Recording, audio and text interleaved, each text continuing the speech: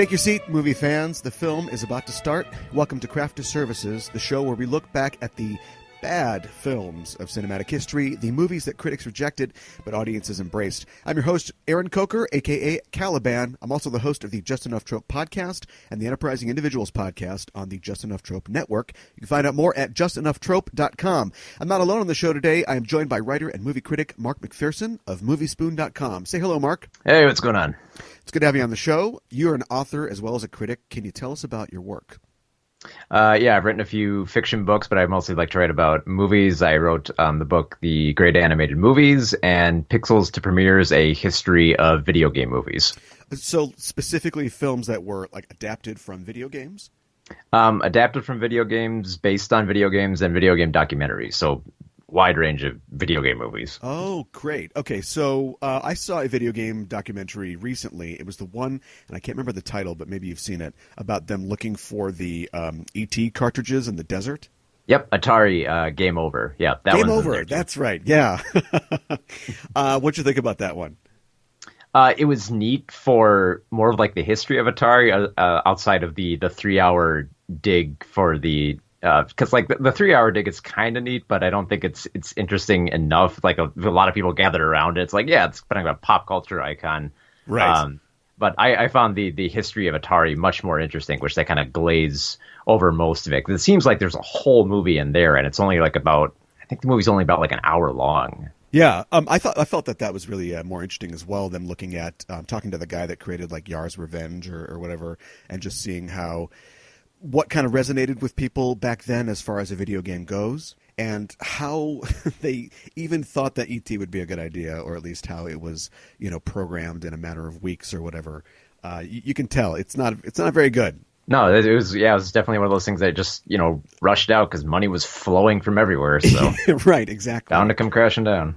Yeah, I don't know how that relates to what we're going to talk about today, but I'd like to ask you, how did you become a film critic? Well, I started writing about, I don't know, like I just started like writing in the blogging age when everything was starting to take off. Like there used to be a time where, I'm not sure if it's still there, but like Rotten Tomatoes used to have like a huge blog section where you could start up like your own page and everything.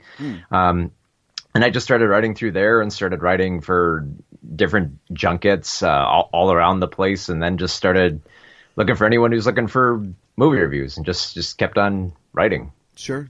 Yeah, as a critic, I'm sure you have to see, everything, if not most things. And outside of just rank professionalism, how do you impartially approach a film that you wouldn't regularly have wanted to see? And are there any films that you went to thinking, this isn't going to be my thing, and you were actually kind of surprised?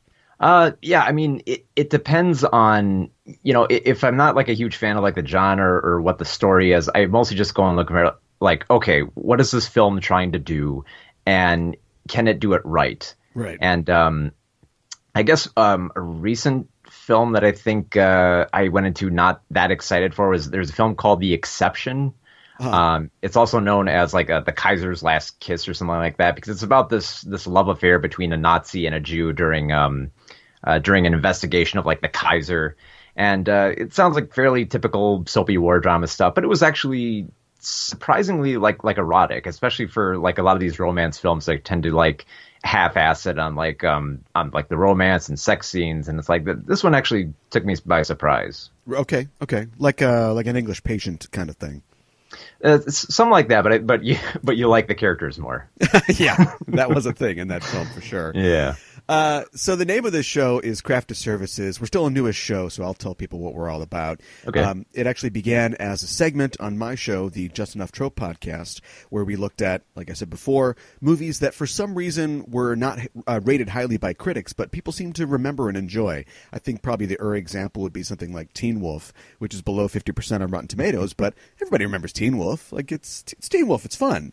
And so we wanted to look into what the industry sort of pressures are, or just audiences into how they relate to critics, or how critic aggregation leads to this phenomenon. It's more fun than I'm making it sound. We'll be looking at some of those films for this show. And the big rule on the show is that the films we pick, with few, if any, exceptions, have to be rated 49% or below on Rotten Tomatoes or on Metacritic. And it has to be a film that is remembered fondly, or at least one that you or someone you know would, die defending. This might be a big exception, because I don't think anybody would die to defend this. They might die to not have to see it, the film that we're going to talk about. Before we go on, I want to state for the record, this show is not in the pocket of Big Tomato. We don't endorse Rotten Tomatoes. We're not connected to them. In fact, this show might end up being a fairly solid repudiation of Rotten Tomatoes and aggregating reviews as a practice. As a critic yourself, what do you think of sites like Rotten Tomatoes and Metacritic and so on? I mean, they're an aggregate, and you got to look at it through like the numbers. I mean, it could be at 90%, but 90% of those people might just thought, it was okay. Sure, especially since they have a really tough time trying to, like the biggest problem they have with is like the ratings that are like 2.5 stars.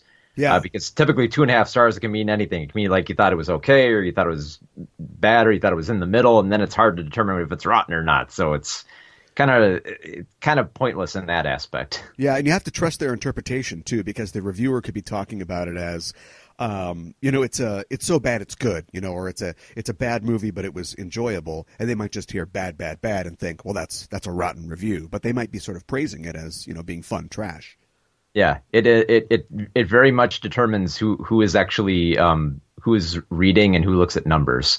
Well, I think critics are in complete agreement on the gem that we'll be checking out today. It sits at 0% on Rotten Tomatoes. It's got a score of 19 and 3.6 on Metacritic and IMDb, respectively. Today, we're talking about the 2002 film, and I use that term extremely loosely, Ballistic, Ecks vs. Sever, starring Antonio Banderas and Lucy Liu, and directed by Chaos. No. You got to say the full name. I want to hear you pronounce his name. I'm going to try. First of all, his first name is Witch, I believe, and his last name is Keosayanada. Yeah, you got it. Yes, which, as far as I understand, is his actual name. He is a Thailand man who's directed this. That's about it. He's directed some other sort of lesser-known films. I think the last couple films that he's done, he seems to be hooked up with Dustin Nguyen, who was on 21 Jump Street, and is doing like direct-to-video type films. But that's pretty much it. I think this was his kind of one shot. And we can talk about how he got that shot and the production company as well, Franchise Pictures, and why this thing exists in the first place. But we'll get to that a little bit later. I know I said a few minutes ago that we cover films that critics hated but audience loved. This is not one of those films. Nobody really remembers this movie except for being just so bad. But we had to do a show on it because it's widely regarded as the worst film ever made, or to give it its due, the worst reviewed film ever made. Going by that Rotten Tomatoes yardstick, they collected 116 critic reviews of the film, and they're all negative. So it got the most people all to agree it's not good. And I'm actually surprised that more films aren't 0% or extremely low on Rotten Tomatoes. You were talking about interpretation before. You even look at something like the Emoji Movie, which is at 7%. There must have been an upturned thumb somewhere in there. Or an Armand White, Yeah, who just throws the curve off for everybody. Yep. And not to defend this film, because nobody can. I mean, it's really bad. But if you read some of the reviews or excerpts from them, a lot of times critics aren't really, I think, engaging with the film. And again, I'm using film and engaging as loosely as possible. One critic, I read the review, and I'm assuming that this critic, she didn't enjoy the film, but she writes that it's an endless barrage of bullets and bazookas. And I can say with authority, it is not. It is not that thing. It might have been a better film if there was more mindless action, but it's just a stupefyingly boring film. They might have shot it that way, but yeah, right, that's exactly. Not what's out there. Yeah. So in that case, it feels like the critic saw a bunch of guns and just said, oh, mindless action flick, got it. How do you try to avoid cliche when you're reviewing? Is it something that you worry about? Not too much, as long as you can try to find to make it like fun. I mean, yeah, you want to try to avoid like just saying like oh, it's the typical thing, especially if you see it day in, day out. You got to try to find a fun aspect, and that's what I've seen with a lot of the reviews on this too, which I kind of agree with. Is like they focus on just kind of more like the nitpickery of it, and it's like I don't really dig on like CinemaSins and stuff like that where you nitpick and stuff like that. Yeah, but when everything is so like chaotic and messy and boring in this film, right? And it's like chaos. But I mean, yeah, you end up like focusing on stuff that you really shouldn't. And I mean, like, I don't know if we want to start looking at like what this film did wrong. Well, we're kind of doing it now. Yeah. Well, I guess we are. Yeah. Before we really dive into it, I wanted to say that, I've written a few movie reviews. I'm not really a critic, but I've written some for the internet and whatnot. And I always thought that the easiest and most fun part would be to come up with the bad Gene Shalit, like, pun title for the review. I like, try to avoid those. I love that. Like, Ballistic should be fired out of a cannon, or the circle is pretty square. But as it turns out, as I was writing them, I would spend hours agonizing over getting the tone of the pun right. Like, am I really giving it to this movie, or am I conveying that I thought that it was a troubled production? And then my editor would just throw my titles away anyway, so it wouldn't matter. When it comes to this Ballistic movie, you can put an X next to my recommendation and sever me from that list. Right. There you go. They should sever the director's head from his body. Yeah, that sort of thing. Yeah.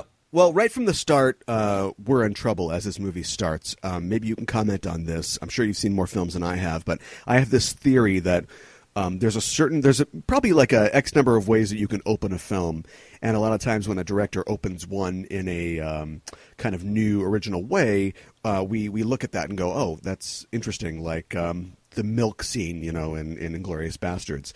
But there are kind of some stock ways to open a film. And whenever a film opens over water, that shot, where it's a helicopter shot, usually looking at the water, and then the camera rises to see the city or whatever, almost always that's going to be a bad film, at least in my estimation. Opening voiceover is never very good.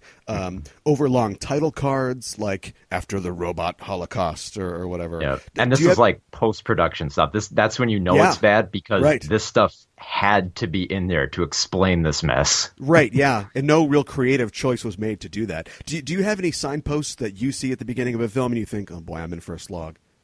Usually that's the first big thing. If there's an overly long title card, like the longest one I think I've ever seen was for Uwe Boll's Alone in the Dark. Oh my God! Like it's a novel of text they give you at the beginning. How much do you need to know about it, Alone in the Dark? Well, he actually put that up after because you think people wouldn't understand all the monsters and the history of it, so he just put up this wall of text. The whole point of so that's is that a remake of an earlier film or an adaptation of something? It's a video game movie. Yep. Oh, that's right. Okay. So yeah, the whole point of adapting something like a video game is you don't necessarily need to bring all that in. You can just kind of start it up. You should. One exception that I can just think of, just off the top of my head, is like Blade Runner does have a title card that is long enough that it has to scroll, and that movie I think turned out okay for most people. Or like Star Wars, they get out of jail on that because the whole thing is supposed to be a reference to old serials where there were 20 other episodes or something that you didn't see, and so maybe you needed to be caught up.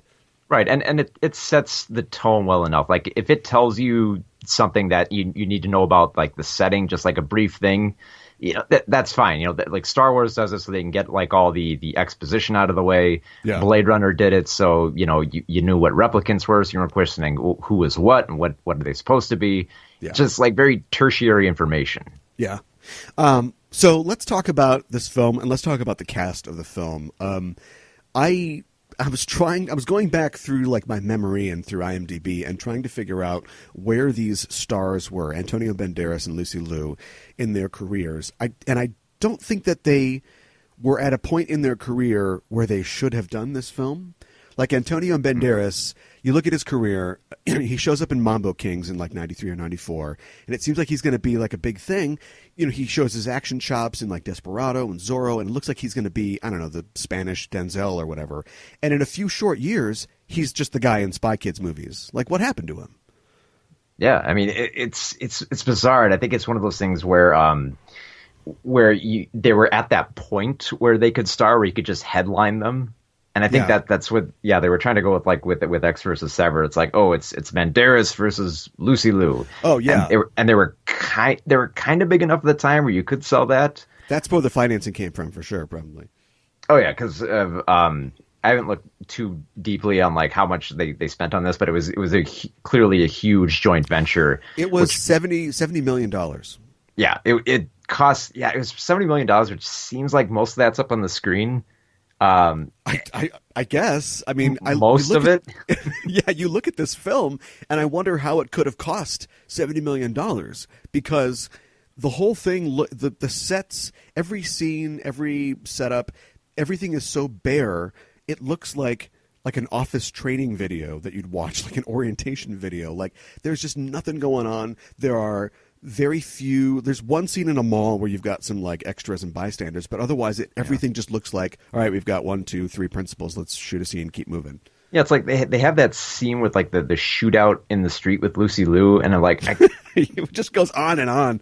Well, I kept thinking about like that scene like in The Heat, where the film The Heat, where they did it so well, where they were running through the street and you could see civilians in the background, you could hear some of like the gunfire and the audio here, right? And then Ballistic, it's just. It's all over the place. There's slow motion shots that don't hook up. There's long shots that don't hook up. And it's not even good slow mo. It's just they've slowed the film down and taken frames out or whatever. So it's that sort of like choppy slow motion. Yeah, it's sort of here's close up shots, here's long shots, and here's explosion shots, and here's slow motion shots, and just like, okay, edit them together somehow. Right. That's the one thing that I wanted to actually sort of reward the film on, is that I felt like, yeah, I mean, it's shot just so incompetently, but I think the editing is actually not too bad. It was edited by, and I'm trying to remember if I can remember the guy's name, Jay Cassidy, who has worked a lot with David O. Russell. He's done like almost all of David O. Russell's films, and so he's been nominated for a couple Oscars. But I can just see him getting all this stuff, you know, at the end of the day or whenever, and just being like, oh my God, okay, all right, let's see what I can do. And he actually turns out like a fairly cohesive, or at least coherent. You know what's going on in these scenes. It's not very exciting, but like you can basically tell what's happening. Yeah, you can tell the editor went off on his own to try to make the scenes work. He should have got the director's credit, yeah. Let's keep talking about the cast. Lucy Liu. Okay, Lucy Liu. She'll never hear this. Maybe somebody can send it to her, but retire. It's time to retire. And I think that she is looking at that. She hasn't really had a big acting thing in a while. I know that she is moving into directing now, which kind of like really fills me with dread, but hey, a lot of directors can't act, so she can't act, maybe she can direct. That's what I'm thinking here. But she just does not even, both her and Banderas, at least Banderas, he doesn't really show up, but at least he's got the world weary thing works for his character. Like maybe he doesn't want to do the film, but it kind of works for like, well, his character doesn't want to, be alive or deal with whatever this is. He feels more natural even when he looks bored. Yeah, right. Because he's a talented guy. But Lucy Liu is just, she is a block of wood. There's nothing there. Yeah, and it's hard to tell kind of like if that's just, terrible direction or if she just didn't want to be there. It might be a little bit of both. Yeah. But I got to say, I've never really liked her in pretty much anything that I've ever seen. I'm trying to think of what's the real tour de force Lucy Liu performance. Kung Fu Panda, I guess. Yeah.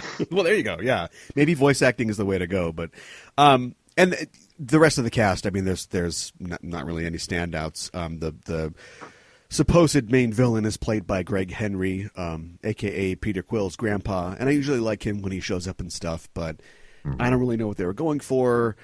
There's this weird connection between him and, Ecks, played by Banderas, in that he's married the guy's wife. We don't have to go.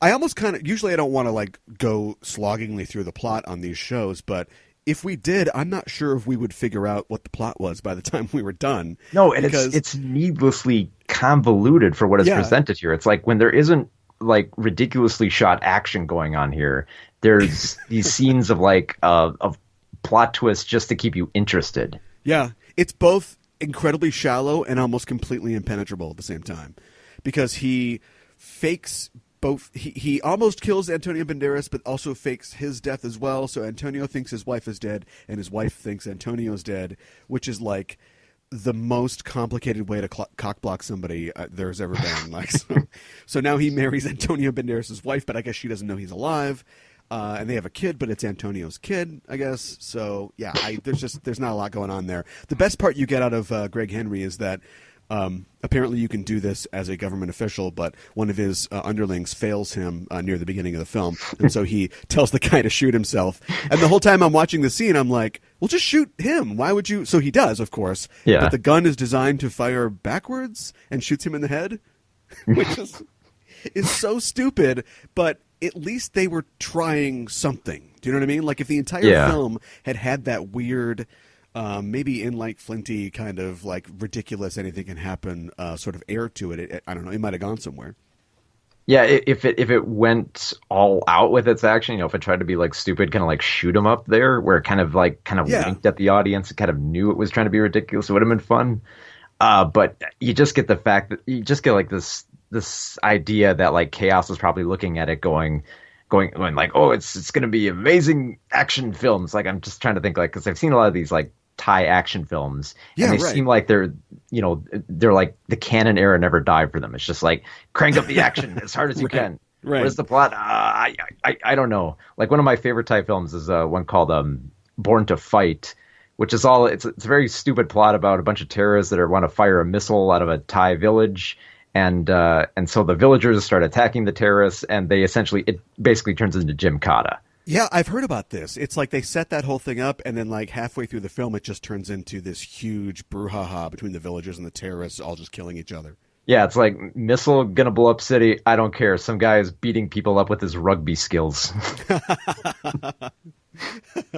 Yeah, there are some really great Thai action films, like Ong Bak and stuff like that. And so I can see how, again, I'd love to know the life story of Chaos, but it just seems like he's a kind of an also-ran who accidentally made it to Hollywood. Before we talk about him, though, I just want to finish up real fast. This movie has Ray Park in it. He plays the Darth Maul himself. He plays the Prince of Darkness, the sort of head bad guy under the Clark or the Greg Henry character. And you know why they make him silent in films and why he wears a lot of masks and makeup and costumes, because he can't act at all. Like, at all. Like, it's laughably bad. And I feel really bad for him, because when he does something like, speaking of fun, trashy films, when he's like Snake Eyes in G.I. Joe, it's awesome. Like, he can act very well with his body, but when he talks, man, it does not work out well. Yeah, especially for, this type of film, which they were trying to sell as, it's early 2000s, so they're trying to sell it as, like, Matrix cool. Yeah. And when you fail at Matrix cool, it's really embarrassing. You fall hard, yeah. She and his fight scene with Lucy Liu, which is supposed to be like the big, fight scene near the climax before they kill the big bad guy, they fight this guy. Yeah. She makes him look bad. Like, he's trying his best to kind of pull her through this film, but and that's on the director, that's on the choreographer, shoot around it. But there's so many shots where somebody will kick somebody and then the camera will show their feet. And why are we seeing their feet? Are they going to do a cool footwork thing? Nope, you just see two pairs of feet. And then it goes to like the next shot, and it's like, what is going on with any of this? Look, the editor's trying to make this work. He's doing his best. Yeah, he's in his suite, just like taping it together. Like, oh god. I also wanted to mention he's not in the movie for long, but character actor Miguel Sandoval is in this. He plays X's former FBI boss. And he's a pretty good. I'm trying to think of something that you would really know him from. You've definitely seen him before. He's been in a lot of stuff, and he's a character actor who you probably normally recognize his mustache or his sort of goatee facial hair. In this, he's totally clean shaven, and it took me forever to figure out that that's Miguel Sandoval. But I know why he wears that mustache and that goatee now, because he has like no chin. Like his face just goes from his nose to his neck. And so he just looks really weird. So they couldn't even get the facial hair right in this film. No. Let the guy have his mustache and his goatee. Come on. Try a new look for him, I guess. Yeah. You got to be clean shaven. You work for the government. Come on. Well, this movie was produced by, like I said before, Franchise Pictures. And I was looking at some of the other films that they produced, and they seem to be sort of like a sort of modern canon in a way. Somewhat, yeah. Well, you get the feeling like, they approach these films with like the canon approach, which is just like it'll be great. There'll be big action, lots of explosions. Right. Plot will be stupid, but no one cares. Right. And they have a lot of Golden Raspberry nominations. one of the main producers or owners. It's defunct now; it's gone. But he was a like a nightclub owner and a real estate guy. So that's where the money comes from, and they footed the bill for Battlefield Earth after Travolta took it around to everybody and nobody wanted to make it. They made that. If you know you'll know this. I know you'll know this. Okay. The documentary, the name of the documentary that is the story of how Boondock Saints got made. Oh, Overnight, I believe it's called. Yeah, Overnight. That's it. Yeah. They made Boondock Saints. If you just look through the rest of their thing, it's things like, fear.com and the whole 9 yards is kind of one of their weird successes, because lightning in a bottle. Yeah. Yeah. Right. Yeah, exactly. But like Half Past Dead, which is is that the Seagal, Ja Rule movie? Yeah. So it's just things like that. And I didn't look into it too deeply, but there was, they did get sued a couple times because some of the distributors were saying that they were like inflating budgets and not delivering on what they said. Which when you look at this film, it looks like a, not even like a CBS series, like a CW series that's shot in Canada, because the whole thing is shot in Canada. You wonder where all that money went. Like, how could it cost $70 million? I'm guessing either because the star talent, or they had to keep shooting explosions, or because they had to keep on hiring the editor back. Yeah, right. I don't know how much pyrotechnics really cost in a real world sense, but there's a lot of explosions in the film. Most of the money you're seeing it burning on the screen, probably. Especially there's one particular shot where an explosion goes off too early, and all the debris goes straight in Banderas's face. And there's a big close up of it, and they had to call in like medical people and everything, and it's just oh my goodness. There's a plot point, or just a point in the story where he tries to use a landmine as an offensive weapon. Yeah. Like the bad guy's coming up on him. They're in this train yard, and he reveals that he's standing on a landmine, and they're like, "Oh shit!" And then he runs away, and they run away. Why not just put the landmine where they were going to walk? They weren't checking for mines. You could have blown them up right there. Because because then you don't have the build up to it. It's like we have to point out that the landmine is there, and then it explodes. Right, yeah. And apparently he is suicidal. The one thumbs up I can give to this film is that I watched it at home and I was able to pause it. There's a part where, and it's called Ecks versus Sever, and they fight each other for 4 minutes in the film. It should be Ecks works together with Sever, but they go to hack into their respective databases and check each other out. And I paused it. I always like to pause and read screen graphics. Somebody actually did their homework. Those, they're all glitzy and 2002 computer graphics, but there's a full dossier on both those characters that actually gives you more background than the movie actually does about these two characters. Yeah, there's a lot of stuff outside of the plot of this film that makes it sound more intriguing than it really is. Right, yeah, exactly. Well, especially because I think the best thing that come out of this film was there was a Game Boy adaptation of this movie. There were two, actually. Yeah, well, there was one that was so good, and it was apparently based on an early version of the script. Right, before they went to shooting, and it was so good that they made a sequel to it. Yeah, yeah. And the cover, most video games, they just grab the poster or whatever and put it on there. They actually have a 2D animation of the characters on there. Okay, sure. Yeah, the first game actually made it to the market before the film actually came out. So, maybe this is kind of a video game adaptation of a film? I don't know. I think it's one of those things where it's it was simultaneous. It was a similar thing with Surf Ninjas. Right, Surf Ninjas. Oh, I knew you were a good person to have on the show. A lot of films, especially action films, are light on plot, and so they fill it in with a ton of action. And then some other films don't have a lot of cash, so they write good scenes, good dramatic scenes, to make up for not being able to have nonstop action. This film blows it on both of those fronts, because there is a ton of quote unquote action that is completely it's impossible to engage with. And then the parts where they do pump the story in, you're like, I don't understand what's going on. There's a little robot or something that's in the kid, or it's not in the kid, or the guy wants it back, or he put what is any of this? It goes back and forth between either this action melodrama that you don't want, or clunky action that you're trying to piece together, like how they shot this. And you're going back and forth between the two, and you're like, I don't, I just care that it's like switching gears at this point. I don't care where it goes. Right. Yeah, exactly. Every take in the film feels like a first take to me. Like they all feel like, you sure you don't want to do that again? Maybe just one more for safety? Like from Banderas sort of sleepwalking through things to the Liu fight scenes, like everything just could have used more polish. And I don't really, but yet there's some things in the film that are clearly had so much attention and love. Like there's this shot where, I don't know, Lucy Liu blows a guy off the top of a building, and we follow this guy in like POV as he falls down to land on this car. And I found myself kind of wondering how they did it. Like it's actually not that bad. I don't know why we would want to see a scene like this. Well, yeah, it's not a terrible shot. No, but the problem with that is, though, it's like it's not a terrible shot, but it takes you out of the film because we don't know why it's there.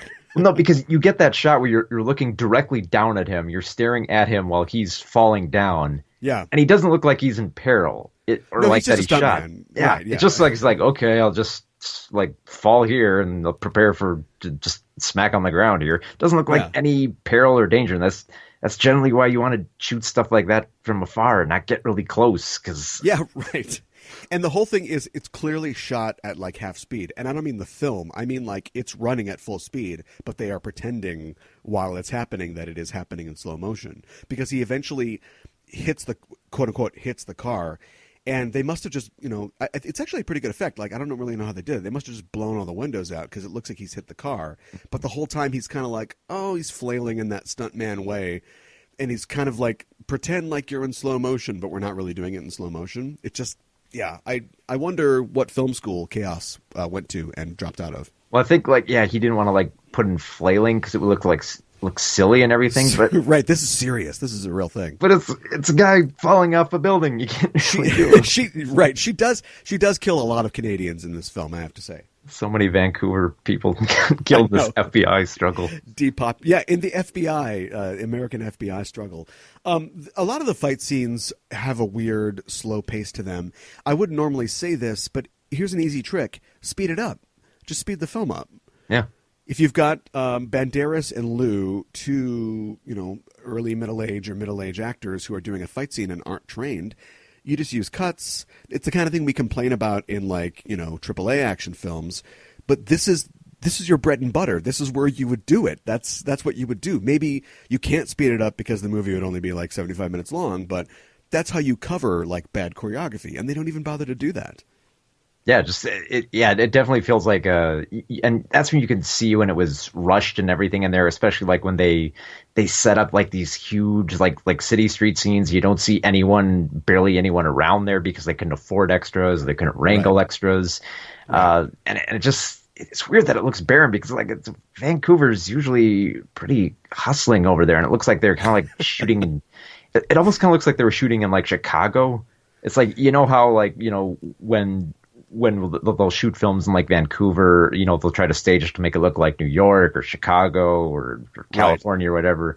So it actually takes place in Vancouver, and it looks like they do their best to make it look not like Vancouver. Right. And it's clearly, it looks like Canada, but all they have to do is just keep a straight face. But there's actually one part where Antonio or somebody says like, Vancouver PD is on this one. So you guys just give it away right there. Like clearly you're comfortable with it being set in Vancouver. Maybe you got some subsidy from the city and you had to mention that beautiful Vancouver is the location of this film. That's how you get more money from it, because I guess so. That's how we get that $70 million. That's why they let you film these incredibly slow motorcycle chases on the turnpikes of your great nation there. And especially the whole, I don't know, the whole thing of he's essentially transporting a nanobot. Yeah, the little kid has this. Yeah, it's like an assassin nanobot that can make you look like you've had a heart attack. But it's but if it doesn't make sense why you transfer the kid. It's a nanobot. You can stash it in anything. Right, exactly. But I guess he knew that the little kid would be on, a private jet and they wouldn't screen him or something. I don't know. You're right. It's a nanobot, and who's going to find it?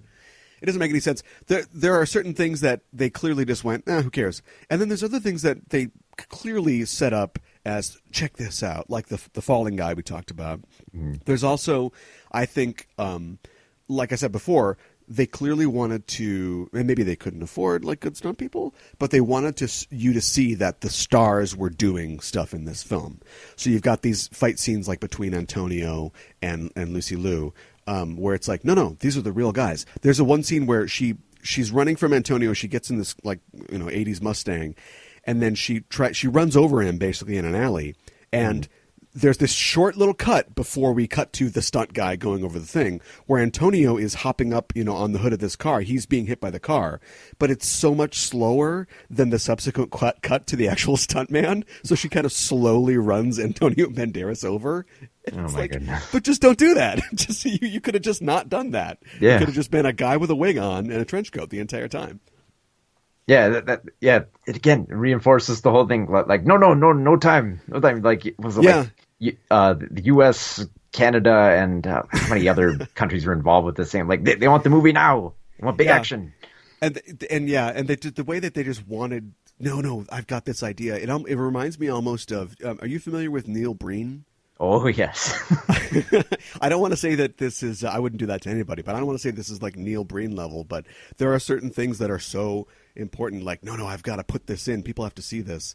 They're just elements of this film that reminded me of that. It's like you could have easily just taken the easy way out. Hollywood has been making movies like this for so long now. Just do that thing. But they're like, no, we need to put this in. And we have to see a guy falling off a roof and landing on a cop car for some reason. Yeah, you get the sense that it's a good Thai director who just like succumbed to, the commercial demands of everything. It's like we're spending like $70 million on this. Like, you better turn out something good. For this 90-minute movie, yeah. It's like, I better play it safe, put in lots of explosions, lots of slow motion.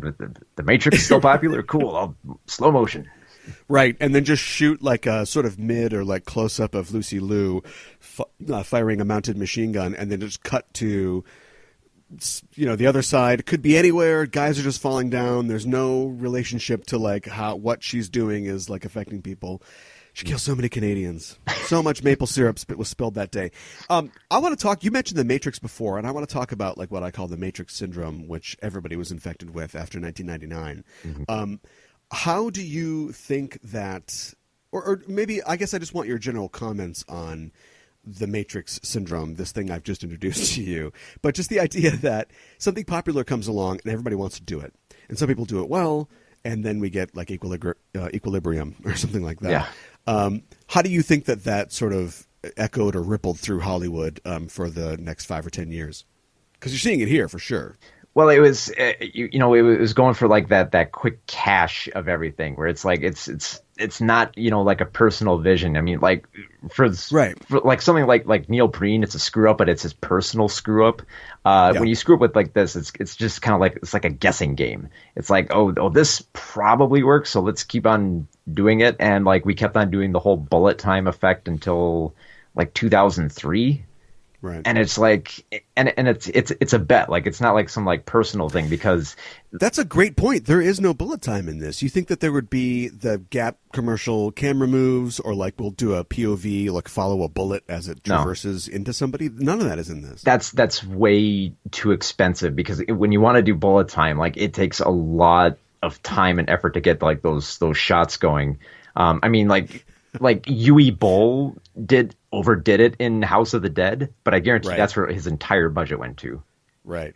Having these like the camera pan around for the bullet time effect here, and just overuse it as much as you can here.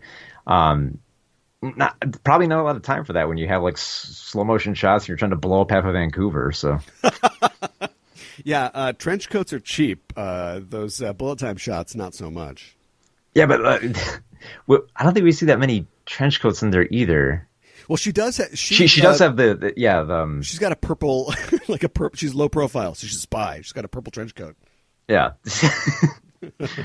not as much like tight leather though, because like with the thing is like with tight leather, it feels like they're so constricting and everything. You get the feeling like why don't we hear like more like the like the rubbing of leather and like these the action whole creaking, right? Creaking.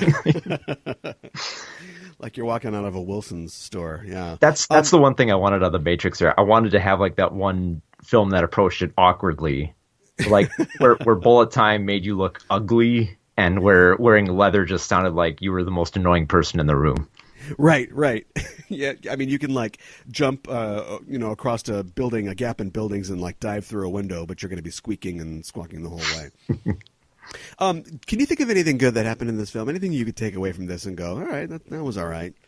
I could kind of see a little bit of creativity in the scenes, like where Banderas tries to sit himself up by firing a gun into the ground. Yeah. And that's like where you get like a hint of like something like Shoot 'em Up, where it's like, okay, they're trying like in like bits and pieces here, where you can sense like I can almost sense like the director is struggling to make a better film outside of all the special effects and all the stunts that he has to stage. Yeah. So I almost kind of pity the film, but like he probably got paid a lot of money, so not really. So, well, yeah, no kidding. Yeah, I thought that I agree. I think there were a couple spots where, I mean, like once again, for me, the guy falling off the thing and we're just following him all the way down. That's just emblematic of what worked and didn't work for this film. And I think that there are little flashes like I don't know, so they have guns, they're going to kill everybody. It's Ballistic, but she like shoots a thing and then like electrocutes some guys in the train station. And that's a different way to kill people. The whole mine scene that we mentioned, I don't think it makes a lot of sense, but it was, I think, their attempt to kind of do something. Also, they blew up a lot of money in this, but there were some scenes that I thought were really cool and would have taken a lot of like organization. Like when they're first, the bad guys run into the train yard and they're first blowing up all the trains. There's a scene where Antonio hasn't really engaged the bad guys. He's kind of walking around the outside of the fight. He's kind of like walking between the trains. Right. And there's one scene where they blow something up, and then we cut to like the inside of what must be a conductor's car or something, and he's kind of walking down the hallway, and behind him there's a huge explosion going off, but you only see it through the very small porthole of the thing, which would have been really expensive, and it's like, why bother? But they were like, no, we want to, it's kind of cool. Like, we want to show that he's crossed the line. He's ready to blow all these guys up, and he's kind of taking his time. And normally you just try to put all the money on the screen, but they clearly blew something up, and it wasn't even the center, the focus of the shot, which I thought was like, all right, that's kind of ballsy. Yeah, I mean, from a technical aspect, if you could like peer through what the editor was working with here, there's some capable stunts. Like the explosions are pretty good. If you look at them in like bits and pieces and clips, but that's that's the problem. It's like this section is kind of neat, or this shot is really neat, but there was never a point where I was like, oh, this sequence is really great. Or this whole chase scene is going. It's like, oh, that one shot looked kind of cool, or this one explosion looked pretty cool. Yeah. And then it just goes back to the melodrama of family affairs and nanobots and right. Yeah, that's a good point about the action scenes. Every action scene has maybe one or two good things, and then like 12 speed bumps that just bring it to a dead halt, like while you're trying to enjoy like an action scene. It's no surprise why critics hated this. I have long suspected, and maybe you could confirm this for me, but do you as a critic avail yourself of the opportunity to really wind up on a film that is clearly going to be bad and has no artistic value? It depends. Like if I can see there's something going on here, I tend to go easy on it. And again, it depends on like the film too. Like if Ecks versus Sever was like some small like Thai production they spent like 10 million on, then I'd be like, wow, that's pretty awesome. But it's $70 million. They got big name stars. It's by this huge company, and they were clearly making it just for money, and that doesn't feel like there's a lot of thought put in here.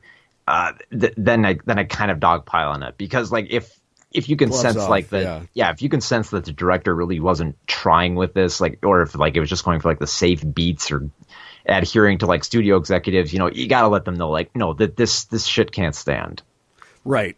That reminds me of you saying like or calling up the image of a scrappy filmmaker just trying to make something. Like El Mariachi isn't like a great film, but it's amazing that a guy made it on his credit cards. He made it for like, $8,000 or whatever. And then he got a chance to make a bigger one, and he made Desperado, which again is not a fantastic film, but really does what he wants to do. Like it's the movie that he wanted to make when he only had his credit cards. It's personal because it's your money up there, so you want to make it your vision. No kidding. And they are totally not playing with their own money. At this point in the show, I have a segment that I've been deciding whether or not I'm going to keep it, but it's called Pick of the Patch, where I look at some of the reviews from Rotten Tomatoes of the film. They're all going to be negative, of course. Somebody said, one of the top critics said, the film is almost completely uninvolving as well as being impenetrable, and it's hard to argue with that. A critic for USA Today said, for years people have joked about an action movie that might eliminate plot altogether and simply cut to the pyrotechnics. Someone has finally done it. It's hard to argue with that summation. Well, I've noticed that with a lot of those reviews, most of them go straight for it's just straight for what didn't work in the film, as opposed to finding some witty line to put in there, because I get the feeling like they were struggling and they didn't want to put that much effort. Like even Roger Ebert's big quote from his review is just saying it's called Ecks versus Sever, but they don't really fight each other until towards the end of the film, and by then they're essentially just working with each other, and it takes them a long time to figure that out, and it takes a long time for the audience to figure that out. I have to say I did like that when so Lucy Liu we didn't go through the plot, but who cares? Lucy Liu kidnaps this kid at the beginning of the film, and then she has to take care of him, apparently, while she's also fighting and killing people. I hope she left somebody a note, so if she gets killed, they'll find this kid. But she keeps bringing him dinner, and we get a close-up of the dinner at one point, and it's mac and cheese. It's in a little, high school lunch tray. It's mac and cheese, and then it's 5 different Hostess cakes. And it's okay, that's kind of cute. She's, giving the kid a little sugar. Wasn't she a mom? Isn't that what this is all about? She would understand how to feed a child. Amnesia bullets. That has to be why everyone keeps forgetting this stuff, or why they don't know, or why they couldn't figure out where the wife was, or the kid was, or why the nano machine was. Right. Or maybe there's just no supermarket near her lair. It's just a BP down the street or something that's got some Hostess pies. Would you recommend this film to anybody? Even as a cautionary tale or an instructive sort of exercise? Instructive, definitely, because I think it's a very big case study of what a director shoots and what can be presented on screen.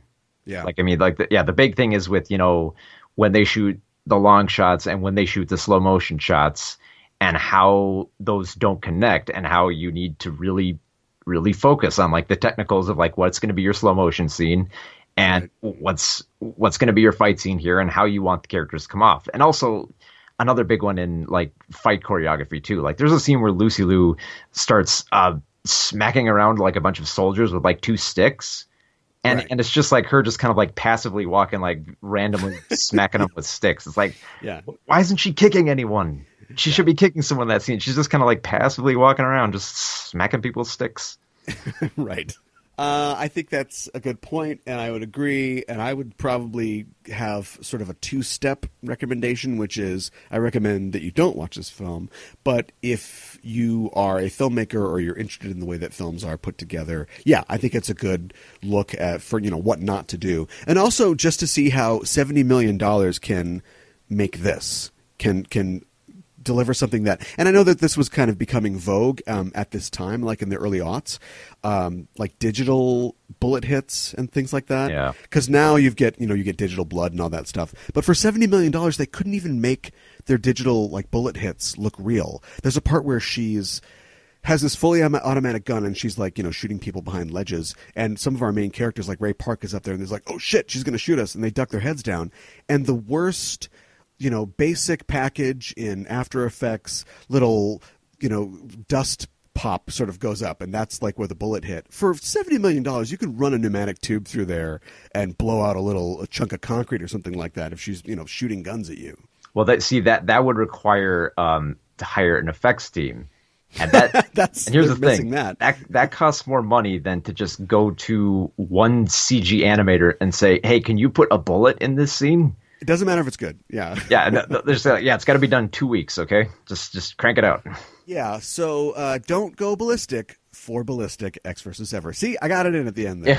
Yeah. You could have used one of the other titles. Do you know the other titles that the script went by? No, please tell me. Apparently, it had been floating around since like the 1980s, and among the other titles it had was Legion and Gunner. So why? What? So very memorable titles here. They went from completely non-memorable to completely obtuse and like, because I remember Ballistic Ecks versus Sever. It doesn't mean anything at all, but you do remember it, I suppose. It's like, Ecks versus Sever. Wait, who is Ecks and Sever? Yeah, right. We know they're ballistic, though. We know that much. So that's it for this show. Thanks for joining us. If you want to let us know how you felt about this film, you can tell us on Facebook at facebook.com/craft disservices. Remember, there's 2 S's in disservices, at least in the middle part. Also, we're on Twitter and check this out, at craft disservice. Yeah, no S there. We ran into a character limit, but we're still there. We're also on iTunes. Search for Craft Disservices there and subscribe, rate, and review us. You know the drill. We're also on Google Play, Stitcher, all that good stuff. When you subscribe, rate, and review to us on those services, it helps us out. You know how it works. Mark, where can people find you online? They can find me on Twitter, I believe, madnessmark.com. I'm writing at moviespoon.com and twincitiesgeek.com and too many other sites here to list. But those are the main ones. So, yeah, you can find my work there. And where can they find your books? They can find them on Amazon or CreateSpace. But probably easier on Amazon. Yep. All right, so check that out. And we are out. This is Aaron for Mark saying, keep it real.